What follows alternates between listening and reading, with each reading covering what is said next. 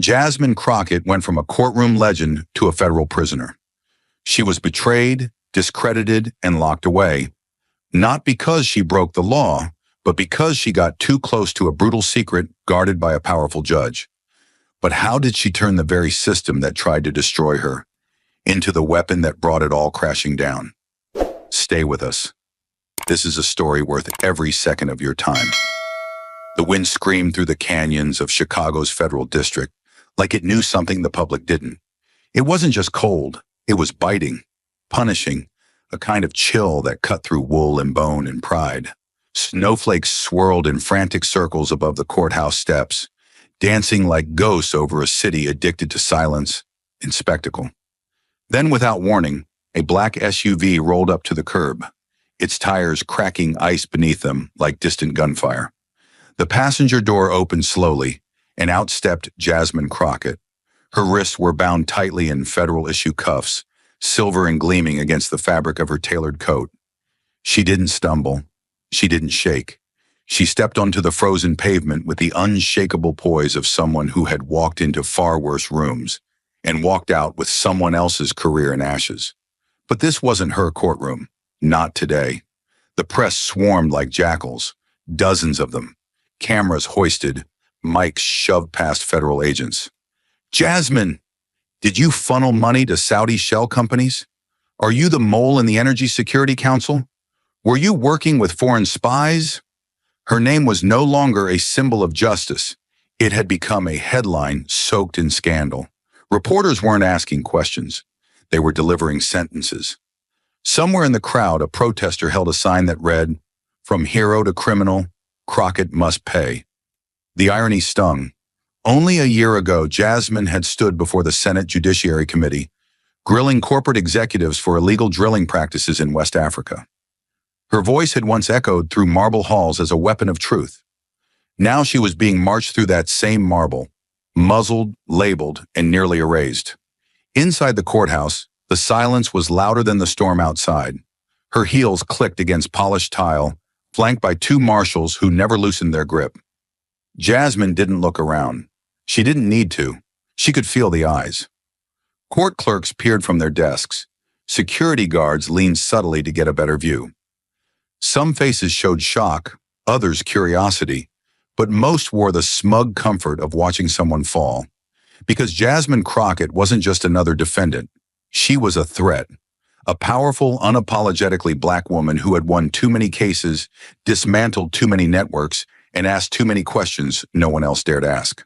And now somehow, she was the one in chains. They said she'd laundered millions through a Venezuelan hedge fund, that she hacked into Department of Energy databases using off-grid tech no one could trace, that she helped leak national security data to destabilize U.S. trade agreements. The indictment read like the plot of a John le Carré novel, but there it was, stamped and signed, now etched into her public image like a brand. No warning. No arrest warrant in advance. Just a sealed order, a black van at dawn, and a media blitz that had already declared her guilty. But as the agents led her through the final set of doors toward holding, something shifted in Jasmine's eyes. Not fear, not anger. Focus. The kind of focus only someone who had been hunted before could wear without shaking. Because Jasmine knew the system better than anyone in that building. She'd seen how corruption operated. Not in chaos, but in order. Not in darkness, but in suits and scripts and sound bites. But if Jasmine Crockett was the lightning rod, then the storm had a name. Judge Conrad Ashcroft. To the outside world, he was the embodiment of honor and law. Silver hair, measured words, a deep baritone that commanded silence the moment he entered a room.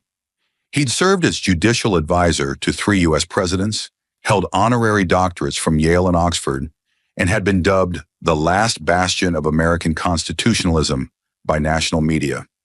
Church-going, veteran-friendly, a man who quoted Lincoln and kissed babies during Bar Association galas. But behind the marble columns and perfect press photos lived something darker, a predator dressed in tradition. Ashcroft didn't climb to power. He was born into it. The Ashcroft name stretched back over a century, etched into courtrooms, libraries, and government halls like a brand burned into the foundation of American justice. And like many empires, his was built on exploitation, deception, and the ability to erase anyone who got too close to the truth. What no one dared say out loud was this: Ashcroft didn't just sit above the law, he sold it wholesale. Through a web of offshore shell companies, political influence networks, and a covert operation known internally as the Gray Investment Initiative, he funneled billions in dirty assets through government contracts, disaster relief budgets, and private recovery funds that never saw public audit. His partners? Oil barons, foreign financiers, even military-industrial backchannelers. It was all polished to perfection, buried behind legal subclauses, sealed court orders, and bought silence. But Ashcroft's empire wasn't unraveled by a headline or a whistleblower. It began to crack because Jasmine Crockett noticed a number that didn't add up. She was deep into the prep for a massive environmental lawsuit, representing a coalition of farmers and tribal landowners whose water had been poisoned by industrial runoff. It was supposed to be routine, a stacked case with overwhelming evidence and one of those mid-level corporate defendants trying to downplay liability. But Jasmine didn't do routine. She read every footnote, every financial disclosure, every subcontract buried in the back pages of the discovery binder. That's when she saw it, a payment labeled Resource Maintenance, Class C Gray Allocation, wired to a company that didn't exist on any public registry. No employees, no address, no tax ID, just a shell linked to a trust, protected by a judicial seal. When she cross-referenced the seal, her stomach turned. It had been signed off by Judge Conrad Ashcroft, not in passing, not by accident, deliberately, personally, repeatedly. To most lawyers, it would have been a curiosity, a red flag, maybe a delay. But to Jasmine, it was something more, a map with no names and a compass pointing straight into the heart of a hidden system. She pulled the thread, quietly, carefully. Over the next 2 weeks, she traced more than $40 million in gray allocations routed through environmental subcontractors connected to disaster cleanup programs that had never occurred. These weren't just errors. They were strategic diversions, money meant for victims and communities, funneled into private investments overseas. And at the center of every paper trail, behind every untraceable trust, was the same signature. Jasmine didn't know it yet, but she had just walked into the engine room of one of the most protected corruption schemes in the country. Ashcroft found out within 48 hours. He didn't flinch. He didn't send threats. He initiated protocol. Jasmine Crockett was not just a lawyer anymore. She had become a liability, a match hovering too close to decades of carefully buried gasoline. She had the mind of a prosecutor, the instincts of a whistleblower, and the voice of a woman the public actually listened to. She had followers, connections in the Senate, a proven record in high-profile litigation, and worse, she was clean, untouchable, or so she thought. Ashcroft understood something Jasmine hadn't yet learned. Truth isn't enough when you're fighting a machine built to erase it. His answer wasn't intimidation, it was strategy. He would not silence her. He would redefine her, turn her from a hero into a threat, make her so toxic no one would dare listen, no matter what she uncovered. He assembled a case with chilling efficiency. A team of federal prosecutors was randomly assigned to her. Sealed affidavits appeared overnight. Digital evidence surfaced, offshore accounts in her name, metadata suggesting classified document access, encrypted messages never sent, but convincingly real. The narrative was airtight. Jasmine Crockett had used her legal position to gain access to national infrastructure bids and sold key data to foreign energy contractors. It didn't matter that none of it made sense. It didn't have to. Ashcroft's brilliance was in the illusion of legitimacy. His fingerprints were nowhere near the indictment, but his shadow loomed over every word of it. She uncovered the truth, and for that, she wasn't confronted. She was erased, not with violence, but with paperwork, not with bullets, but with credibility. And the man behind it all didn't shout. He simply pressed send. And just like that, the machine moved from silence to spectacle. The first day of the trial began under heavy skies and tighter security than some terrorism hearings. Jasmine Crockett, in a charcoal gray suit that still clung to dignity, was led into the courtroom like a war criminal. No cuffs this time, but the message was clear. You are not welcome here. The prosecution wasted no time. They unveiled a sleek slideshow of evidence, timestamps, offshore transfers, audio files, and strings of encrypted emails supposedly traced to Jasmine's private account. Her photo appeared next to lines of code and heat maps of digital footprints, the kind of visual storytelling that makes a jury nod before they even understand what they're seeing. Jasmine's heart beat steadily, but her mind spun. None of it was familiar. Not a single email. Not one transaction. Fabrications so flawless, even her own legal team flinched. She leaned forward and whispered, "That's not mine." But the prosecutor was already narrating a digital heist with cinematic flair, like she'd written the script herself. Outside the courtroom, the media storm had turned into a full-on feeding frenzy. Evening news anchors opened with her face. Podcasts titled The Crockett Collapse trended in multiple states. One segment broke down the case like a crime docuseries, complete with moody music and faux computer screens blinking red. Hashtags flooded every platform. Fraud Queen, Crockett cracked, justice for the system. Talk show hosts who once praised her for fighting billion-dollar corruption now chuckled as they read excerpts from the indictment, mocking her fall from grace. A clip of her walking into court, eyes cold and silent, was looped on 24-hour news. One network ran it with the caption, "How the Mighty Lie." Jasmine's reputation, once pristine and powerful, was now digital shrapnel. Blasted into 1,000 misleading pieces, retweeted into character assassination. Even in court, the environment was poisoned. Jurors kept glancing at her like she was already guilty. The judge, hand-picked, connected to Ashcroft's old law clerks, allowed almost every piece of evidence in without objection. Jasmine's legal counsel, a veteran litigator named Saul Bernstein, tried to push back. He argued that the emails couldn't be authenticated, that the metadata looked tampered, that Jasmine's devices showed no trace of these files, but every motion was struck down before the argument even finished. The prosecution was too prepared, too polished, and too connected. Jasmine realized something in that moment. She wasn't on trial to be proven guilty. She was on trial to be destroyed. This wasn't a case. It was an execution with Wi-Fi. But the courtroom humiliation was just the beginning. The real war was quieter, calculated. It reached into Jasmine's life like a surgeon with a scalpel, severing every bond that once made her strong. It started with her brother, Marcus, a tech founder in Atlanta, clean record, nothing remotely criminal. He texted Jasmine late one night, "2 men just searched my place. No warrant. They said it was about you." The message disappeared an hour later. He never answered her calls again. Next came her cousin Talia, a high school science teacher. She was pulled out of class mid-lecture and questioned for 6 hours in a windowless room. No lawyer, no charges, just questions. Did Jasmine ever mention offshore money? Did she ever express anti-government views? Talia came home shaken.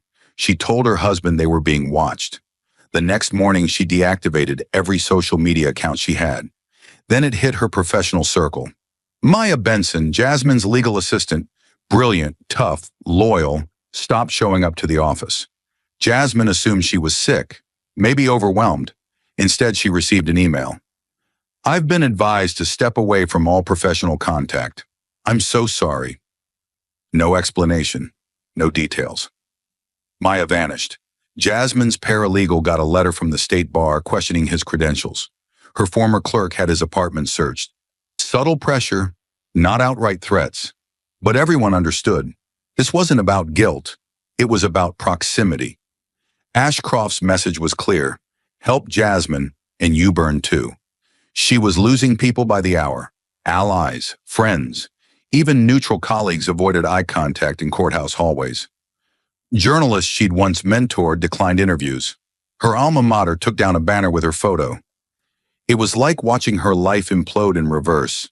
Familiar faces turned to ghosts, and silence replaced support. She was still breathing, still standing, but the world was already treating her like she was gone. Then came the hearing that sealed her fate. Bail denied. Her attorney argued the obvious. Jasmine had no prior convictions, no flight risk, no history of violence. She dedicated her career to legal reform and accountability. But the prosecution didn't argue facts. They argued fear. Jasmine, they said, had advanced digital capabilities, classified contacts, potential ties to foreign intelligence. They painted her like a walking cyber weapon, and the judge, appointed by Ashcroft's political bloc, nodded without hesitation. The risk to national security, he said, outweighs any personal considerations. Bail is denied. The words hit harder than the indictment. Jasmine didn't cry. She didn't shout. She just looked up and said, "This isn't justice. This is design." But it didn't matter. In less than 10 minutes, she was escorted out of the courtroom and down a cold concrete corridor, the cameras still rolling, the headlines already writing themselves. They put her in protective segregation, but Jasmine knew what it really was. Isolation. 23 hours a day, locked in a box. No visitors, no phone calls, no natural light. Her cell was 6 feet wide, 8 feet long, steel toilet in one corner, metal slab with a paper-thin mattress in the other. Fluorescent lights buzzed overhead, always on, never off. The air stank of disinfectant and old metal. Her meals came through a steel slot. No forks, no glass, nothing that could be used for harm. Even her reflection was taken away. The tiny mirror had been removed. At first, she tried to keep her mind busy. She recited legal texts aloud, listed every constitutional clause she knew by heart, replayed every cross-examination she'd ever won. But days bled together. Time became slippery. Minutes felt like hours, and hours felt like smoke. She would speak just to hear a voice, even if it was her own. She whispered her own name at night just to remind herself she existed. Once on the 6th day, she banged on the door. A guard opened the hatch. She asked for a book. He said no. She asked why. He shrugged. "Orders," then shut the hatch. The sound echoed like a gunshot. Jasmine sat back down. Her wrists trembled, not from fear, but from rage she could no longer direct. Her voice, once her most powerful weapon, had nowhere to go. She wanted to scream the truth, claw it into the walls, shout that she had done nothing wrong. But she didn't. She swallowed it, sat in the silence, and survived one more hour, then another. One night she stared at the ceiling and whispered, "They can take my name. They can take my voice, but they don't get my mind. Not yet." She closed her eyes and counted backward from 100. It was all she could do to stay human in a place built to erase her. They cut her off from the world, not with violence, but with silence. Not with blood, but with boredom, with emptiness, with engineered despair. But Jasmine Crockett was still breathing, still thinking. And even in that cold, hollow cell, she was waiting for a crack in the walls. But just when it seemed like the walls would never break, when isolation had settled into her bones like cold steel, a door opened that shouldn't have. The guard hadn't said much, just tapped the cell bars and muttered, "You've got a classified visit, clearance level red." Jasmine didn't move at first. Her mind, dulled by days of artificial light and forced silence, struggled to register the words. Then she stood, slowly, cautiously, and followed. Her body felt stiff, but her instincts were alive again.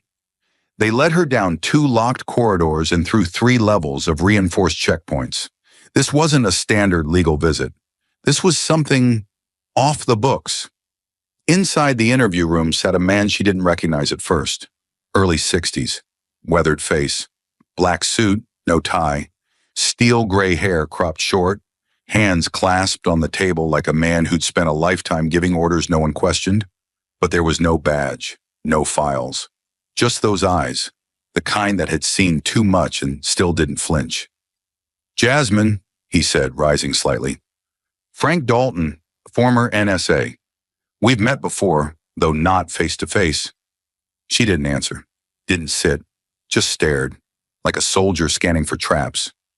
Frank gave a small nod, respectful. 7 years ago, Ravenlock Energy lawsuit. You were tearing their financial records apart in court. I was the one slipping documents to your co-counsel through an encrypted relay. You won that case, made a lot of enemies, including mine. Jasmine's voice cracked for the first time in days, quiet but razor sharp. And now you're here to, what? Offer me a lifeline? Or finish the job? Frank exhaled, slow and measured. Neither, I'm here to warn you. And then, maybe, ask for your help. That got her attention. Slowly, she lowered herself into the chair. Her eyes never left his. I've been tracking a deep net intel breach tied to Helixstrat, he said. They're a military-grade tech contractor operating under DOE subcontracts.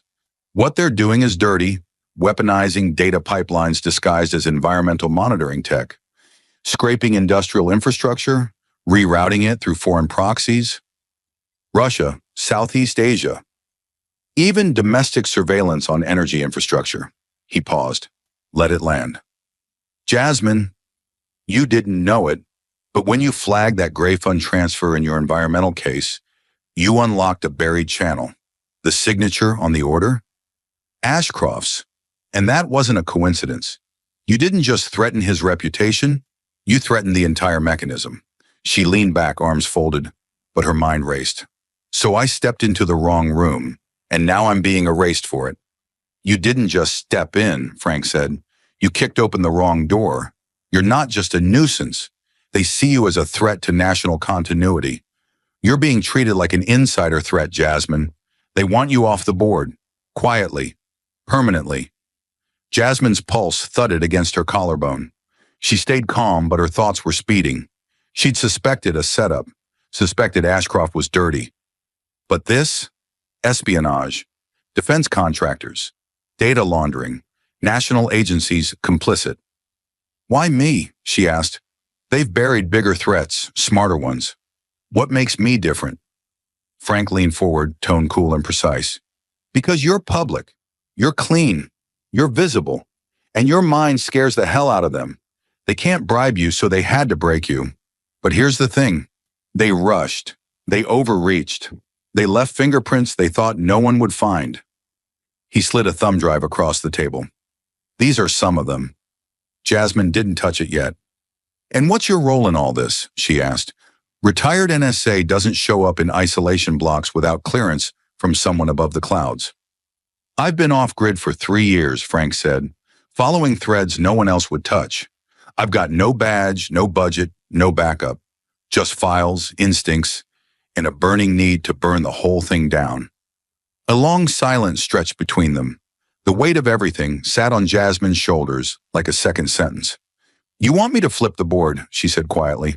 I want you to play dead long enough for them to stop watching your hands. Let them think they've won. Let the narrative take root. Meanwhile, I'll be digging. You'll be the smoke. I'll be the fire. Jasmine stared at the table, then at the cameras above, then back to Frank. And when they stop watching me? That's when you hit back, Frank said. That's when we drag them into the light. Jasmine's jaw clenched, but her eyes sharpened. For the first time in weeks, she wasn't drowning. She was calculating. It began with a press leak.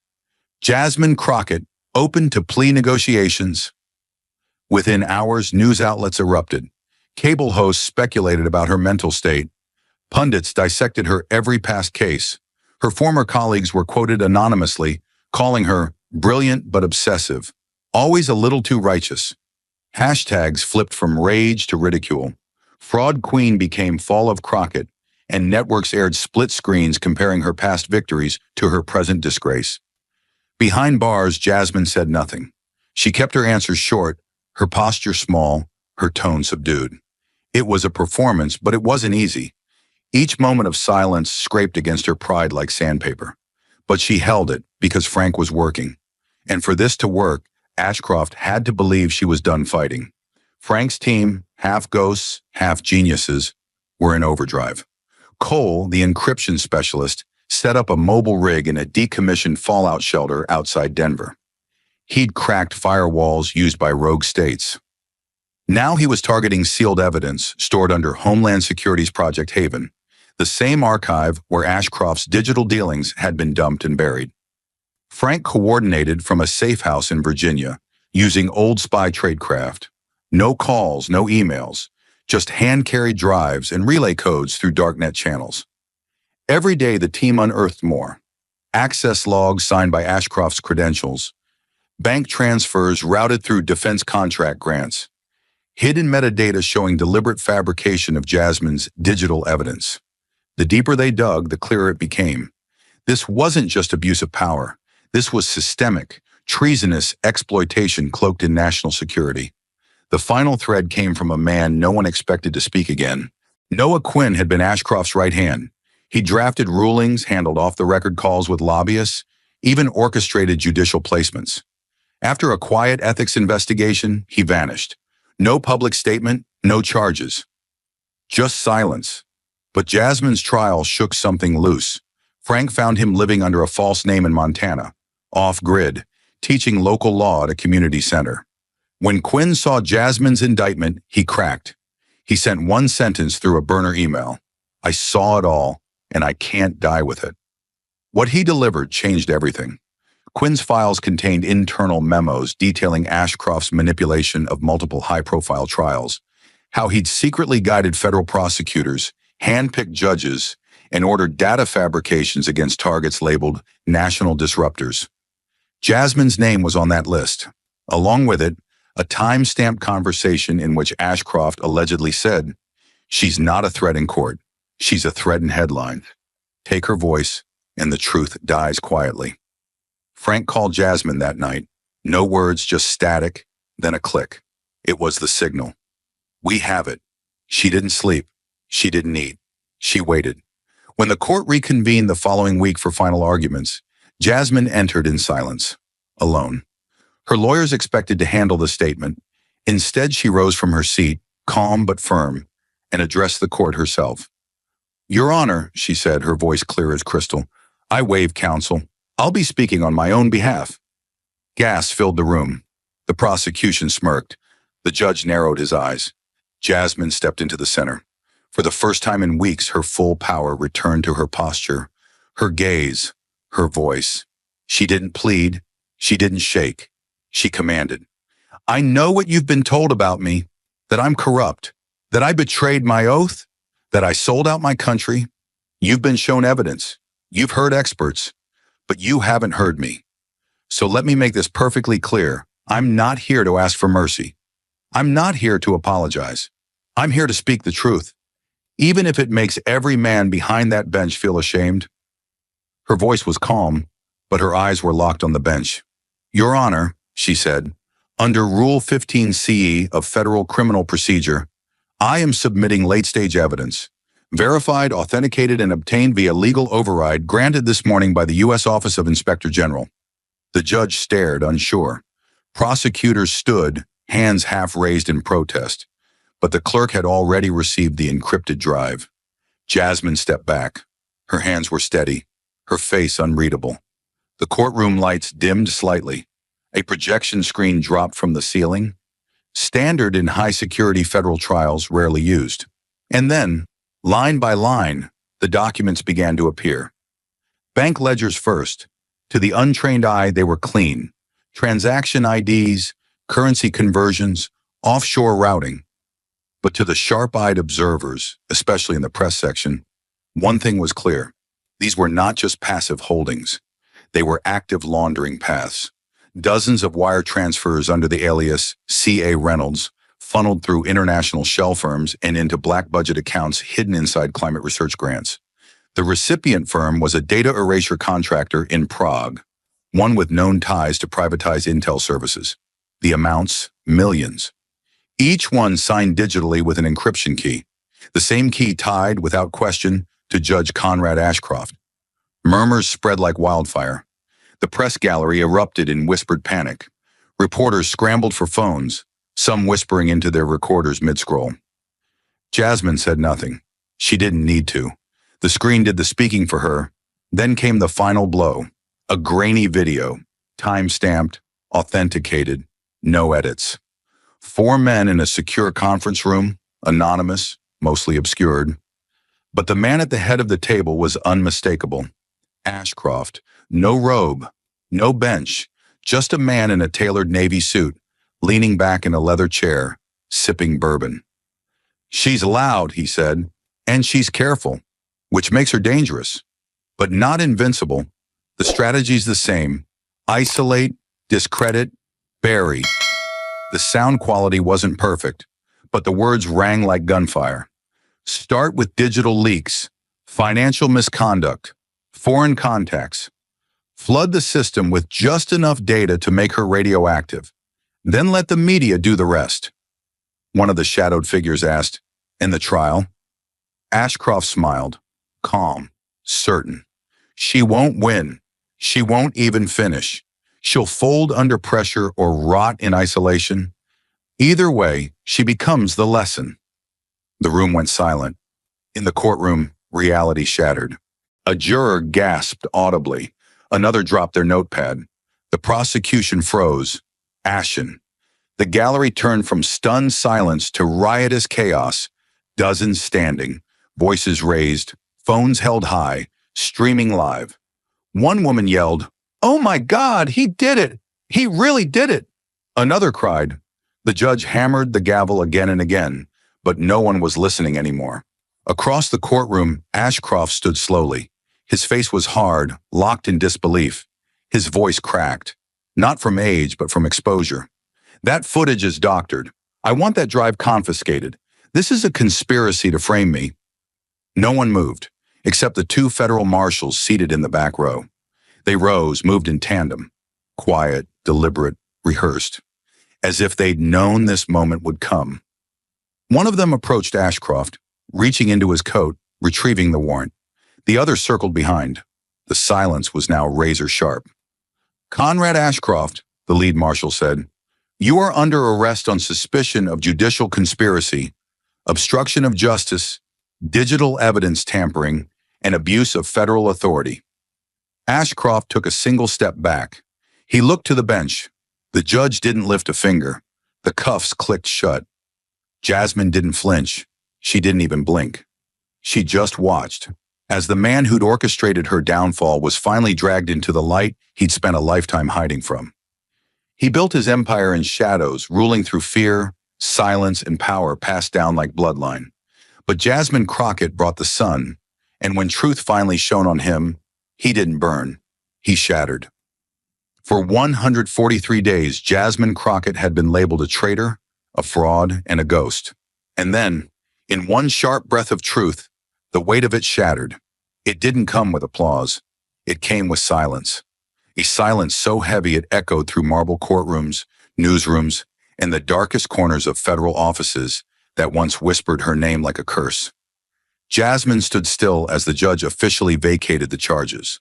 No conditions, no apologies, just cold legal clarity. The United States hereby drops all proceedings against Dr. Jasmine Crockett due to evidence of malicious prosecution and judicial misconduct. The gavel fell. Her life began again. But what do you do when you've survived a war no one saw? One fought not with bullets, but with signatures, silence, and the system itself. You rebuild, but not for yourself, for the others still trapped inside the machine. Jasmine exited through a side door. No cameras, no press, just the wind and a scarred freedom. Saul was waiting. He offered a quiet nod, the kind only someone who's walked through fire with you can give.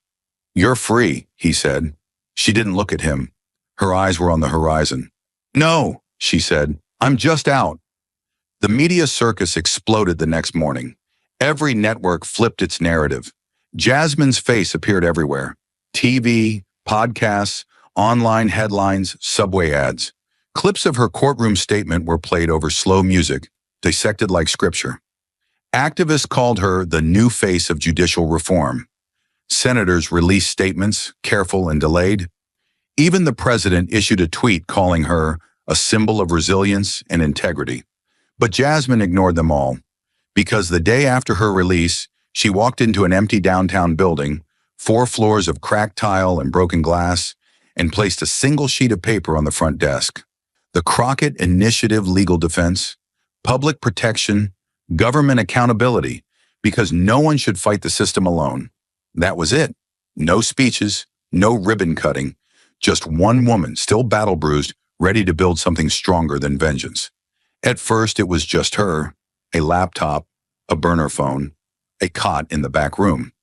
She worked 20-hour days reviewing case files, fielding letters from inmates and whistleblowers, scanning sealed court orders for familiar patterns. Signatures, language, timestamps. The same tools that once buried her were now her weapons. Within weeks, 2 former public defenders joined. A law student she mentored at Howard quit her job at a top DC firm to help run intake. A journalist who'd smeared Jasmine during her trial sent a letter, a full retraction, and a donation. But it wasn't just lawyers. It was a trauma counselor from a women's detention center, a cybersecurity analyst who used to work for Homeland, a mother whose son had been convicted by Ashcroft's court. They didn't come for pay. They came because they had nowhere else to put their outrage. And Jasmine gave it a name, a purpose, a fight, and fight they did. Within 3 months, the Crockett Initiative filed formal motions to reopen 4 of Ashcroft's old cases.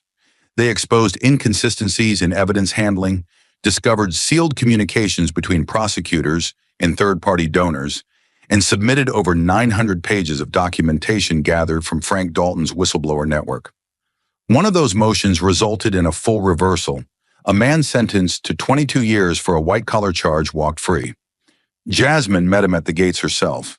No press, no fanfare, just a quiet handshake and 4 words. "You're not alone anymore." But it wasn't enough. She knew the system was still intact, still grinding. Ashcroft was just one head of a larger beast. There were others, judges, politicians, corporate donors hiding behind PACs and shell foundations.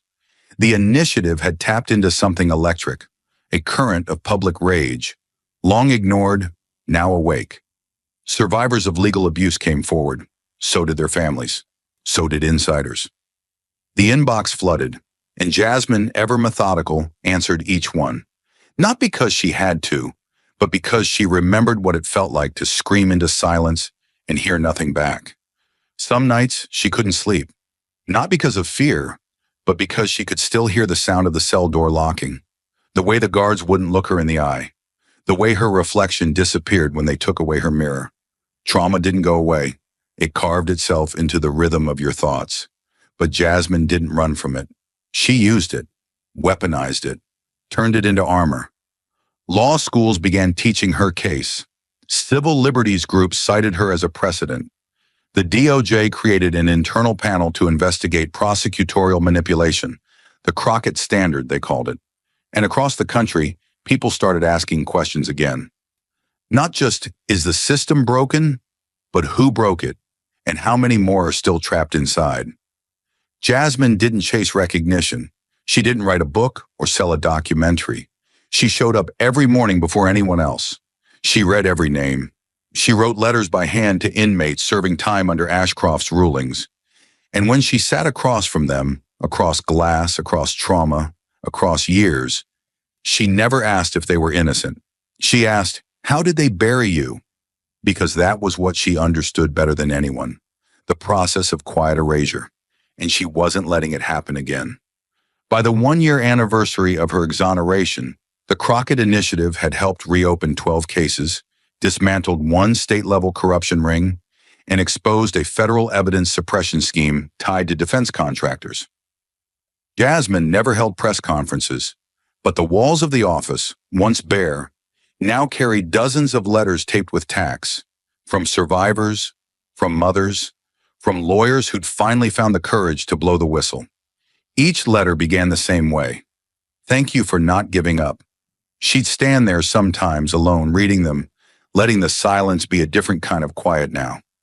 One filled with voices returning, because Jasmine Crockett wasn't interested in legacy. She was interested in repair, in making sure that the next Black woman who spoke too loud in the courtroom didn't get shackled in metadata and media spin, that the next young whistleblower didn't have to choose between prison or silence. That power, no matter how hidden, could still bleed when cut right. They took her freedom and tried to write the ending, but Jasmine Crockett picked up the pen, and now every time she walks into a courtroom, it's not for herself, it's for the fight, for the ones who didn't survive, for the truth buried in sealed files and forgotten cells. And she's not done, not even close. For a man who had just been arrested in front of a federal courtroom, Conrad Ashcroft didn't look defeated. He didn't flinch when the cuffs clicked, didn't blink when the marshal read him his rights. He didn't shout, didn't protest. He simply turned his head, looked straight at Jasmine Crockett as they passed her row, and smiled. Not the smile of a man ruined, the smile of a man who'd already laid his next trap. That smile haunted her for days. In the media, Ashcroft's fall was painted as total. Headlines labeled him the fallen judge, the black robe of corruption, the man who nearly killed justice. Clips of his arrest went viral. Commentators called him a symbol of the old guard's rot.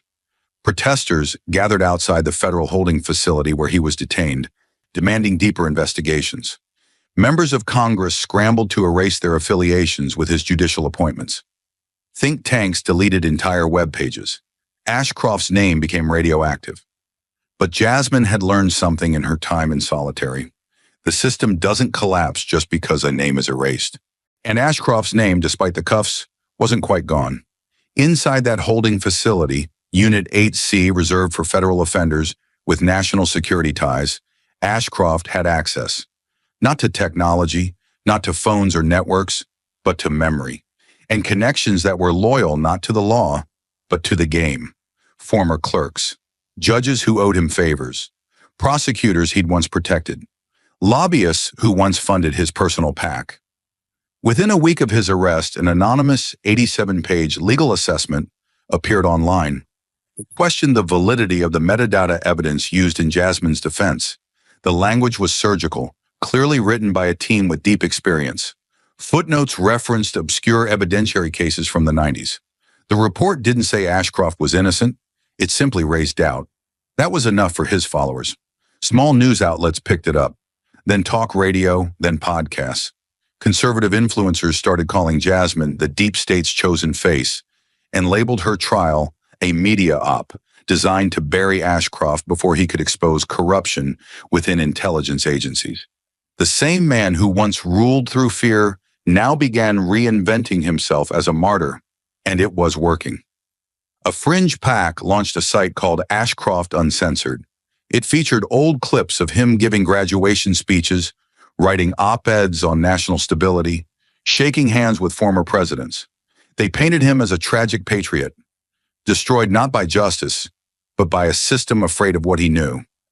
Jasmine's team discovered the PAC had been dormant for 5 years, until 3 days after Ashcroft's arrest. The new donor list was redacted. Frank Dalton, watching from his encrypted safe house, sent Jasmine a message. "He's not done. Watch the shadows." She didn't need the warning. 3 nights later, her office was broken into. Nothing was stolen, but someone had moved things. A drawer she always kept locked was slightly ajar. A paper clip she kept on her desk, bent into the shape of a J, was missing. It wasn't a robbery, it was a message. The next day, she discovered her inbox had been targeted by a spear phishing attempt. The sender, an email disguised to look like a DOJ contact. It carried a Trojan payload designed to pull browser history, notes, and client files.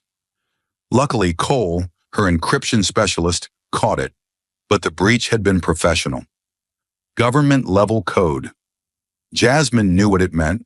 Ashcroft couldn't touch her in court anymore, but he could taint the air around her. Then came the real hit. On a rainy morning in October, the Crockett Initiative's third major case, a class action suit involving wrongful evictions from a prison-owned construction company, was dismissed on technical ground. Judge cited suspicious similarities between Jasmine's opening brief and language from an unrelated memo leaked online. The accusation? Plagiarism, fabricated evidence, a smear. Jasmine demanded to know who leaked the memo. 2 hours later, she got a copy of the leak. It had come from a clerk's desk inside the Office of Special Counsel, a clerk who once interned for Ashcroft. The system hadn't collapsed. It had tightened around itself. Saul urged her to take a step back. "This man doesn't care about winning anymore," he warned. "He wants chaos. If he can't win the game, he'll light the board on fire." But Jasmine wasn't built to retreat. Instead, she doubled down. She launched a full audit of every financial connection tied to Ashcroft's judicial history. She reopened data files linked to court contracts, private donors, and evidence management firms he'd used during his career. The deeper her team went, the more they uncovered. Campaign bundles disguised as legal research funding, offshore payments funneled into judicial scholarship foundations, bonuses paid to prosecutors after high-profile convictions, all approved under Ashcroft's oversight. But more than the money, it was the network that chilled her. He wasn't a solo architect. He was the keystone of a structure designed to manipulate legal precedent from within. Each ruling he wrote had ripple effects: reversals denied, appeals delayed, certain forensic labs contracted over others. Dozens of convictions had been quietly streamlined into prisons now owned by privatized contractors, the same companies donating to Ashcroft's shadow PACs. This wasn't about one bad judge, it was infrastructure. And Jasmine realized taking Ashcroft down wasn't the end of the war. It was the first artillery shell. Behind bars, Ashcroft waited.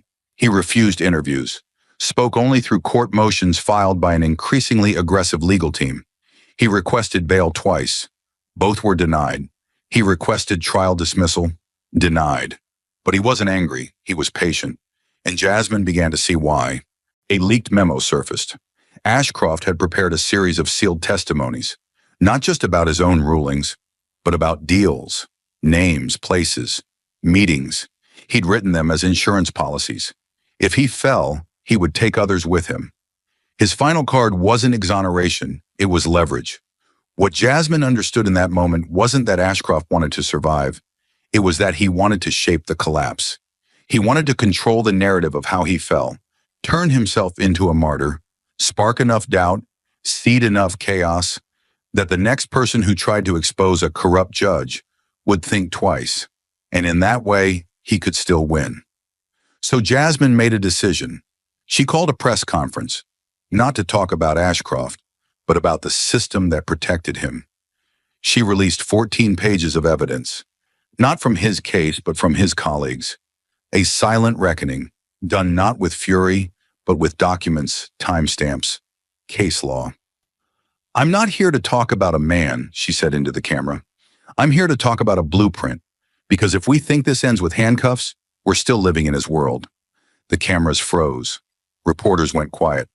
And far away in a prison cell lined with steel and fluorescent light, Ashcroft watched it all on a state-issued monitor and smiled again. It was the kind of rain that didn't just fall, it clung, cold, constant, whispering against the windows of the Crockett initiative like a warning. Jasmine had been up since before dawn. She was alone in the office, which wasn't unusual. Most of her staff had gone home hours earlier, their desks cluttered with case files and half-eaten takeout. She sat at the far end of the second floor, surrounded by walls covered in pinned articles, maps, and case notes. A coffee sat untouched beside her keyboard.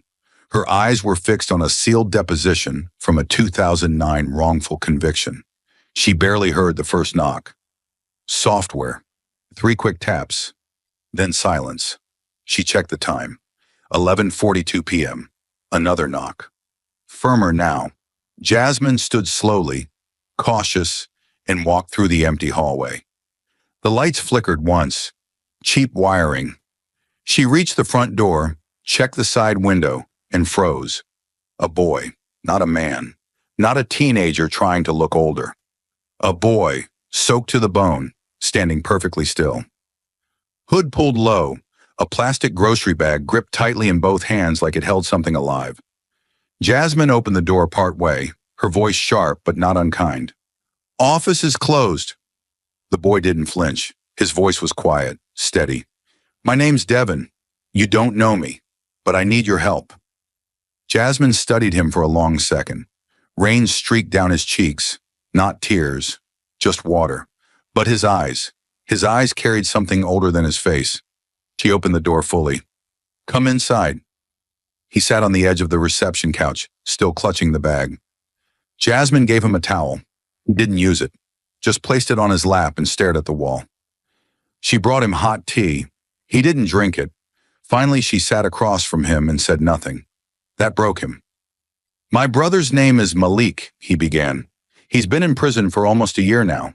No trial, no press, no lawyer who'll stay more than a week. Jasmine tilted her head slightly. Charges? Computer crimes. They said he hacked into a defense contractor, that he accessed data tied to the Department of Energy. Jasmine's heart paused mid-beat, but her face remained still. They told my mom not to talk to anyone, that it was a national security breach, but they never showed us anything. No files, no evidence. Just silence. Devin slowly reached into the plastic bag, pulled out an envelope, yellowed, water damaged, taped shut along every edge. He placed it on the table between them. He gave me this the night before they came for him, told me not to open it, told me to find someone who wasn't afraid of judges. He looked up at her now, eyes locked. I think he meant you. Jasmine leaned forward and carefully peeled the tape. Inside, 2 USB drives, handwritten notes, and a folded printout of code snippets. Raw, unformatted, but unmistakably from a surveillance interface. She recognized the formatting style instantly. Her stomach turned. The label on the drives, ECHO.log. 10 minutes later, Cole was in the office. He ran the drives through an isolated sandbox rig, typing so fast Jasmine couldn't follow. On the main screen, a string of system tags populated in real time. Code fragments appeared, not scripts, but metadata protocols, and buried inside an access credential tied to Helix Strat, the same defense contractor named in Jasmine's original trial. But this wasn't GrayNet. This was newer, cleaner, meaner. Cole sat back, rubbing his forehead. This is Project Echo. I've only seen whispers. Everyone thought it was internal predictive analysis, standard defense optimization. It's not, Jasmine said. What is it really? Cole clicked into one of the decrypted files. A location grid appeared. Dozens of red pins across the country. Schools, homes, law firms, community centers. It's a predictive suppression algorithm, Cole said grimly. Not just monitoring people, flagging them, scoring them, based on what they might do. Protest, leak data, file lawsuits, speak out. He clicked again. A profile appeared. Crockett, Jasmine. Threat score, 9.82 out of 10. Recommend contain. Jasmine stared. Cold fire filled her lungs. Project Echo didn't react to threats. It designed them. And Malik, a teenage coder exposing gentrification zoning through public data, had tripped a wire he didn't know existed. Now he was gone. Jasmine turned back to Devin. You said they arrested him. Where? Our apartment, Devin whispered. Middle of the night. Black SUVs. No local cops. They didn't say where they were taking him. Just said he'd be held under national cyber protocols. That was 11 months ago. Jasmine felt a deep pull in her chest. A familiar one. She'd been there. The silence. The sudden vanishing. The legal limbo. She placed a hand on Devin's shoulder. I believe you, she said, and I believe your brother. Devin didn't cry, but his shoulders sagged like a storm had passed through him. That night, Jasmine didn't sleep. By morning, her entire war room was restructured. Files were cleared, maps rebuilt. Malik's case went to the top of the board. Jasmine held a full staff briefing, brought everyone in at 6:45 a.m. sharp. She didn't sugarcoat it. Project Echo is real, she said. It's still active, and it's targeting civilians who speak out before they do anything wrong. We now have proof. Code logs, threat scores, and a black site list we're triangulating. She paused. The first name on that list is a 19-year-old black coder who built a data map for community zoning. Silence. Jasmine looked at them all. We brought down one empire, but the machine didn't stop. It just updated. No one left the room. Frank Dalton contacted her 2 days later. You just found the second layer, he said through a secure line. Echo wasn't supposed to go live domestically. It was built for war zones, to pre-identify insurgents before they made a move. But when GrayNet went dark, they needed something leaner, cleaner, invisible. And they're using it on U.S. citizens? They're using it on anyone who fits a certain pattern. Race, age, income, online behavior, legal history, predictive jurisprudence. It's automated oppression with a patriotic facelift.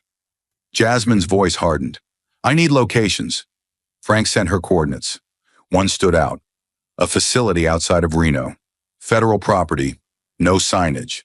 No court records attached. Malik's there, Jasmine said. I'd bet my clearance on it, Frank replied. But if you go after them legally, they'll bury it. You need to go bigger. Jasmine didn't hesitate. I'm going public. The next morning, Jasmine stood in front of national media again. But this time, it wasn't about Ashcroft. It was about the future. I'm here today not to talk about the cases we've overturned or the man we exposed, she said. I'm here to talk about the child who walked into my office and what he gave me. She held up the echo.log drive. This isn't conspiracy theory. This isn't exaggeration. This is code written by our government, used by private contractors to identify and isolate American citizens before they ever break a law. She paused. One of them is a teenager named Malik.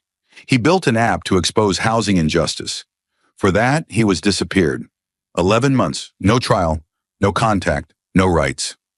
Her voice was steady now, fire wrapped in calm. That ends now. Jasmine had taken on judges, prosecutors, billionaires, but what she was facing now didn't wear a face. It didn't shake hands or sign orders in ink. It moved in code. It evolved in silence. It was everywhere and nowhere. It was called Project Echo, but within federal vaults, buried under hundreds of terabytes of sealed intelligence, it had another name, Shadow Protocol. 2 weeks after her press conference exposing Echo.log and Malik's disappearance, Jasmine stood at the head of the Crockett Initiative's war room, flanked by Cole, Saul, and Frank Dalton, staring at a projection of what looked like a spiderweb written in blood. Names, redacted files, contracts, AI engine patents, target profiles, keywords, disruptive black leaders, public organizers, predictive threat modeling, suppression prioritization. Tier 1, Cole circled one node in red. This is the core, a data pipeline running from Helix Strat through an obscure cybersecurity shell firm called Dynasync, which on paper provided municipal infrastructure upgrades to local governments. In reality, it funneled metadata collected from schools, clinics, community centers, and legal firms back to a black budget system used by defense contractors. Jasmine read the line of code that confirmed it. Intervention, Cole whispered. That's the euphemism. It meant surveillance, detainment, discrediting, disappearance. It meant Malik. Frank, his face grimmer than usual, slid a document across the table, a declassified memo. Jasmine recognized the format, SIGINT level, NSA traffic. This is from 5 years ago, Frank said. It outlines the prototype for Shadow Protocol, originally designed for deployment in counterinsurgency operations overseas, Iraq, Afghanistan, urban zones. The idea was to use AI to predict radicalization, stop terrorism before it happened. He paused. But then they brought it home. Jasmine clenched her jaw. And changed the definition of radical. Frank nodded. Radical became anyone organizing against systemic injustice. Any whistleblower, activist, or voice growing too loud, too fast. Jasmine stepped back, staring at the board. The truth was no longer theory. It was infrastructure. Later that night, Jasmine sat alone in her office, staring at a single image. Malik's intake form from the Reno site. Frank had secured it through an old contact inside Homeland Security. Malik had been registered under non-civilian detainee protocol, flagged as a Tier 1 predictive risk. His official crime? Potential disruption of municipal stability via data exposure? No charges, no trial, no access to counsel. He'd been buried by a forecast. Jasmine picked up the phone and called a number she hadn't dialed in years. Senator Valdez's office, the voice answered. Tell her Jasmine Crockett has something that will make the Patriot Act look like a pamphlet. 3 days later, Jasmine was inside the United States Capitol, seated in a closed-door intelligence oversight session. It was a room meant for whispers, soundproof walls, no recording devices, no press. Only senators, legal advisors, and a handful of cleared experts. Jasmine wasn't invited. She demanded her way in. She stood at the far end of the table with a thumb drive in one hand and a folder marked Confidential Citizen Threat Evaluation Index in the other. "I'm not here to lecture you," she began. "I'm here to tell you what you've allowed to happen under your silence." She projected screenshots from echo.log, faces, scores, detainment orders. Then the next slide. Names of senators whose own offices had been swept by the surveillance net as tests. Some of the people in the room had been scored by the very system they'd funded. "Shadow protocol is not protecting this country," she said. "It's profiling it, manipulating it, gutting the Constitution and disguising it as data hygiene." She turned to the Senate Intelligence Chair. "And unless this body moves now, this program will not only survive, it will go private." For the first time in the session, no one interrupted her. But Jasmine wasn't done. The very next morning, she filed a federal motion in the Southern District of New York, demanding emergency injunctive relief against Halexstrat and Dynasync, citing violations of the 4th and 14th Amendments, as well as international human rights statutes. The lawsuit named 3 executives. One of them had previously served as a deputy in Ashcroft's judicial office. This wasn't just exposure anymore. It was litigation warfare. The news exploded. The headlines were relentless. Jasmine Crockett sues defense giants over AI suppression system. Shadow Protocol, the surveillance program you were never meant to know. Civil rights icon takes aim at predictive policing 2.0. And deep inside those headlines, the public began to shift. Parents, students, educators, journalists, legal clinics. People started coming forward with strange letters, unexpected audits, disappearances of digital files, loss of job offers. One woman found her foster application rejected because of anomalous risk scoring in a sealed family services database. It had been everywhere, hidden under patriotism, sanitized through software. Until now. Malik was extracted 2 weeks later. It took every favor Frank had, a federal writ, a sealed motion. Jasmine met him outside a gray building with no name, flanked by 2 silent men in windbreakers. He was thinner, quieter, but his eyes still burned with clarity. He stepped out and looked at Jasmine. "You actually came," she nodded. "You weren't wrong, and you're not alone anymore." They didn't hug. There was too much pain for that. But when they walked away, Malik turned once to look back. The building behind him had no sign, no address, and now, no power. Back in D.C., Jasmine faced the committee again, this time in public. The hearing was televised.